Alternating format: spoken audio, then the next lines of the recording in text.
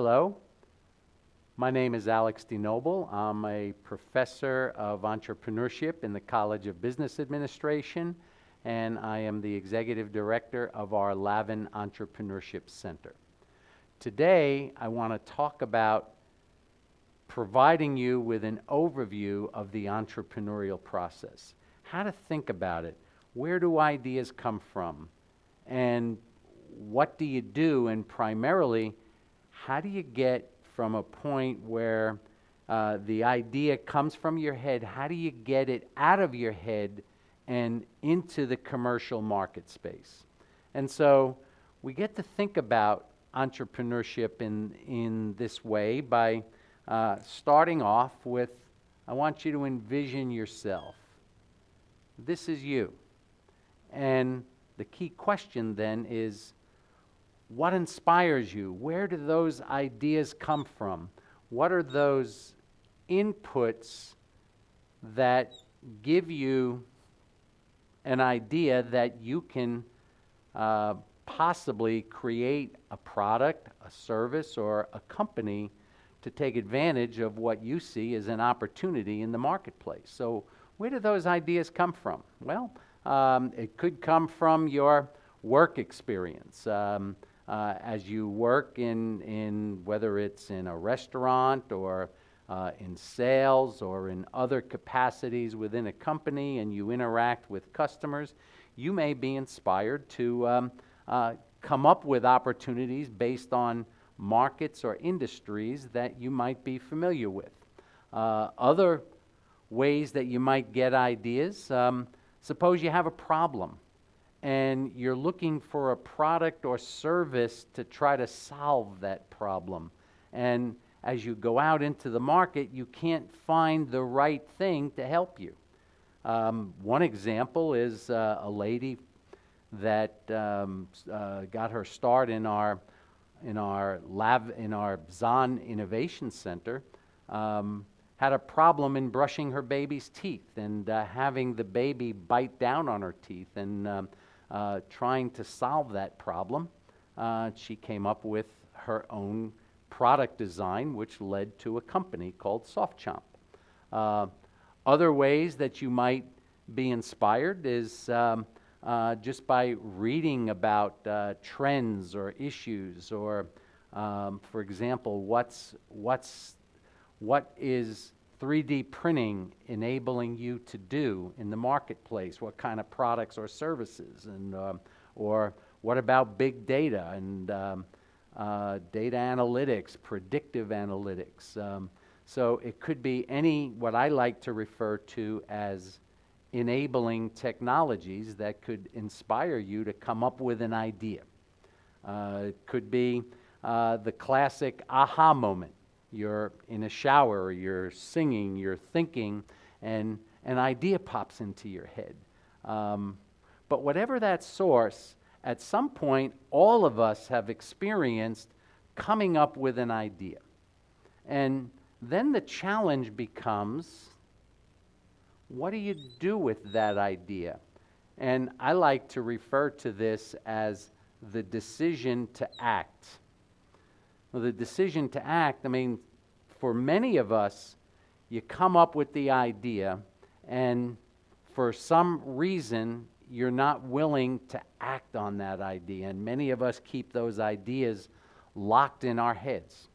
But certain individuals, the entrepreneurs among us, begin to start thinking about, how do you go from that idea, and what does acting on that idea mean? Okay? Acting on that idea really implies that at some point you're going to come up with a concept for a business. Okay?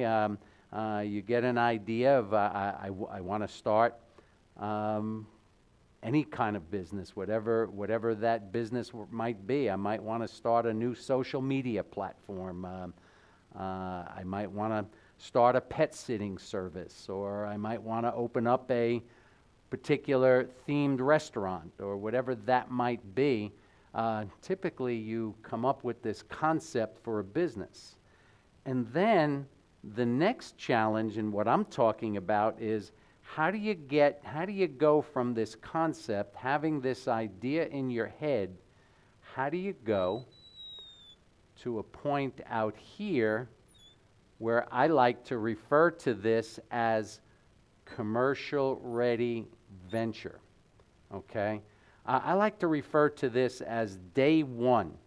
The first day you're willing and ready to start receiving customers because you've got a developed product or service that you can offer to the marketplace.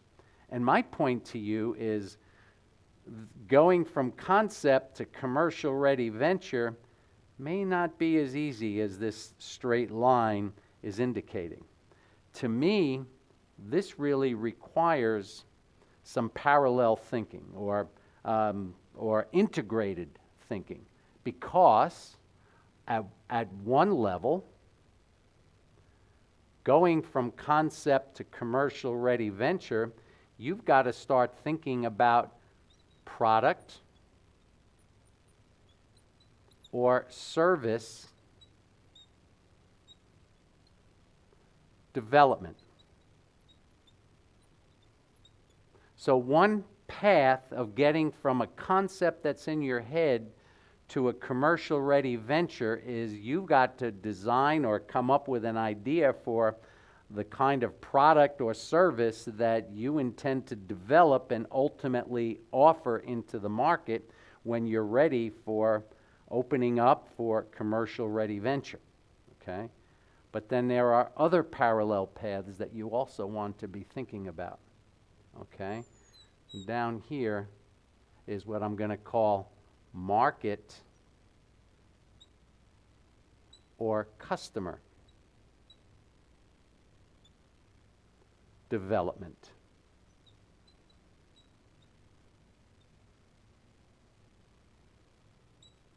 Market or customer development. So it's one thing to come up with an idea for a product or service, and it's something very different to identify who that customer is. What market are you trying to serve in this particular space? So going from concept to commercial ready venture, clearly you have to have some kind of a product, but you also have to have a customer or a market in mind. Now note, for right now in my diagram, I'm drawing these as parallel. But in reality, what I have seen is that effective entrepreneurs tend to go back and forth between thinking about what that product or service should be and then ultimately thinking about who that customer is. And then basically you want to be informed by the customer, what the customer's needs are, what the customer's wants are. And that, to a certain extent, should inform future iterations of your product or service development. And one problem that I've seen, especially with entrepreneurs that want to go down this path, primarily coming from a technical perspective, they want to focus so much on developing the product or service, and they want to make that product or service so great from a technical point of view that they really begin to lose sight of the market that they're trying to serve. So my point is, getting from concept to commercial ready venture really requires a lot of interplay here, and I'm beginning to start to make this a messy process, because that's really what you're talking about on what I like to refer to as the fuzzy front end of product development, which really causes you to think about different design implications. Now, another path that we also have to go down in getting from concept to commercial ready venture is what I'll call the organization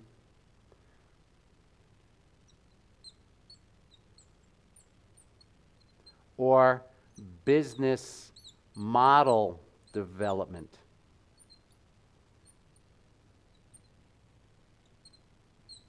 All right? So you're trying to develop a product or service, you're trying to envision who that potential customer is that you're designing this for, but then you really have to think about this. If this is going to be a repeatable kind of a process, well, you need to develop an organization that's going to force you to think about not only who the customer is and the kind of product or service that you're going to offer to that customer, but you also want to be thinking about other issues in terms of business model or organization development, such as how do you set up a channel to that customer? What's the path to reach that customer? What are some of the implications of trying to develop relations with these customers? Because ultimately, what you're thinking about is doing this kind of product, getting product into the hands of customers over and over and over again. We refer to that as repeatable transactions. So as you try to do this over and over again, you need to think about how you would design an organization to support that kind of an activity, and I call that the business model or organization development part of it. And then another path that you're going down is going to be the resource development.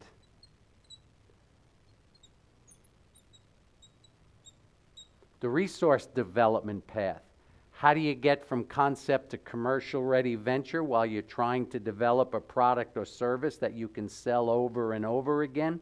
That's going to require resources. That's going to require human resources. That's going to require financial resources. That may require the acquisition of intellectual property-based resources. So as you think about how do you get from that concept to your head, that's in your head, into a commercial ready venture state, you really have to consider all of these different elements. And as I draw this going from here to here, I really want to imply that it truly is a very messy process.